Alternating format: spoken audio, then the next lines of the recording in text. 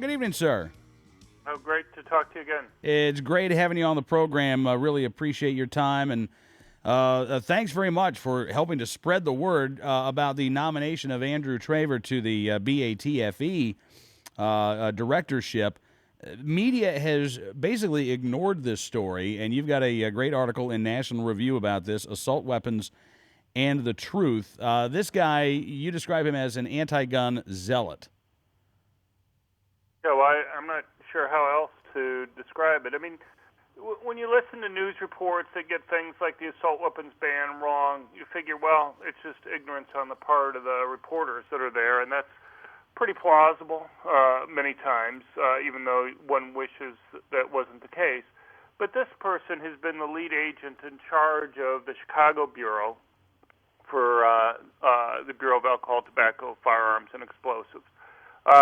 He knows what's going on. He knows he knows what the law covered, and when he makes the types of extreme misstatements about what was covered in the law in order to hype concerns about guns, you really have to wonder what motivates the person and whether you really want him in charge of interpreting the laws that are there, because it's these obvious false statements to somebody who knows anything. So when he talks about the assault weapons ban that sunset in 2004, covering heavy caliber military style weapons, and talks about the power and randomness of the shots from them, and he goes on to go and describe in different ways that they're so unique. You look at the guns that he talks about, and the rest of them, he talks about like AK-47s and M16s. Mm-hmm. These. First of all, he doesn't differentiate between semi-automatics and machine guns. He's clearly giving everybody the impression that he's talking about machine guns that are there. He doesn't. He makes it sound like these are somehow really heavy caliber guns when they're not. I mean, M16s fire 22.3 caliber bullets. I mean, these are relatively small caliber bullets. And AK-47s fire rounds that are relatively similar to what you see in deer hunting rifles. And to go and somehow make it look like these are somehow unique types of caliber rounds that are being fired from these bullets, or from these guns, and that they somehow are able to fire bullets more rapidly or do more damage than other types. I just find those types of statements irresponsible. But this guy, not only has he been a strong supporter of things like the Chicago handgun ban, but also ban on 50 caliber rifles. He's been in favor of shutting down gun shows because of concerns that he's had with types of sales that exist there. We can go through the whole list of different things, but it's when you have somebody who has administrative power, you want to make sure that they're not going to go and make up rules as they go along, and his statements raise concerns about that. Absolutely, and you say it's not too surprising that a guy like Mr. Traver got this nomination after President Obama appointed two strong anti-self-defense members to the Supreme Court. I saw yesterday a quote from a Matt Bay article about Obama in the New York Times, in which Obama said that he likes to think of himself as a Blue Dog Democrat. Now, John, the Blue Dog Democrats traditionally have actually been Second Amendment supporters, and you can't really find someone much more anti-gun in terms of the people that he's been nominated to these positions than Barack Obama. I could only wish that he was a Blue Dog Democrat. You certainly wouldn't see somebody like Traver get the nomination to head BATFE. Right. Well, I knew Barack Obama at the University of Chicago. We both taught there in the law school. And the first conversation that I had with him, I went up, I introduced myself. He said, "Oh, you're the gun guy," kind of derisively. And I said, "Yeah, I guess so." And he said, "I don't believe people should be able to own guns and should be able to have guns." And I said, "Well, maybe," because I knew he had been helping out with the city of Chicago lawsuit against gun makers, or at least I'd heard that he had been doing that. And so I said, "Well, maybe we could go and have lunch sometime and talk about this." And he kind of just wrinkled his nose, made a face, turned around and walked away, and that was the end of our conversation. And, I must have been within talking distance of him, I don't know, maybe a couple dozen times. And, it's just obvious that he disliked me so much, I think, because of my views on guns. But one can go and look at his record, anything from being on listings saying he supported a ban on handguns, to a ban on all semi-automatic guns, to a ban on the sale of guns within 5 miles. Do we lose Dr. Lott here? Hello? Oh, there you are, sir. Sorry about that. Thought we lost you for a second. A ban on handguns, a ban on semi-automatic guns, a ban on selling guns within 5 miles of a school or a park or a government building.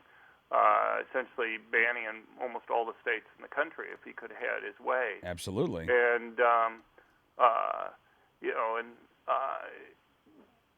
to go from that to saying that he's a strong supporter of the Second Amendment, I mean, it's just not serious. And it's just and the question is, what has he done when he's in office? I mean, he's put into office. I mean, Elena Kagan, I knew a little bit when she was at the University of Chicago.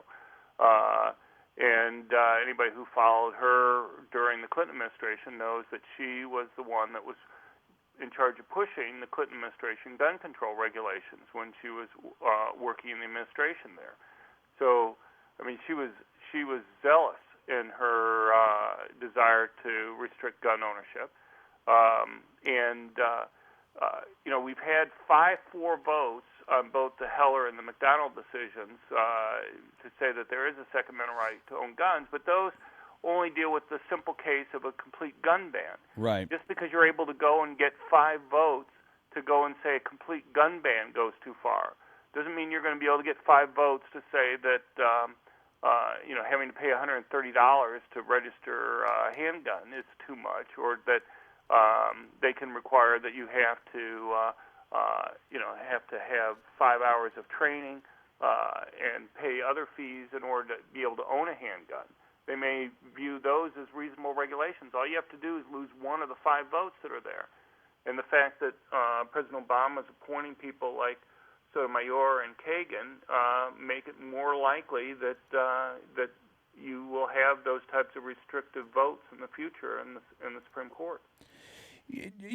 John, I'm wondering, are we seeing a little bit of a rope-a-dope strategy here? I'm seeing a lot of media articles talking about is Obama going to pursue the Clintonian triangulation strategy. There was the announcement earlier this week that there was going to be a federal pay freeze for 2 years. It's going to amount to, I think, $10 million in savings, but it gave the media a chance to applaud President Obama for, moderating his views and trying to reach out to the other side of the aisle, while you have things like this taking place that the media are largely ignoring. Now, this is not the nomination of somebody who is interested in triangulation or moving to the middle in the next 2 years.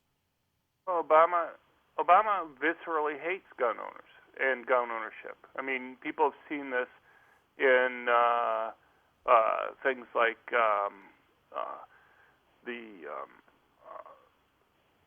the statement about bitter people holding onto their guns and religion.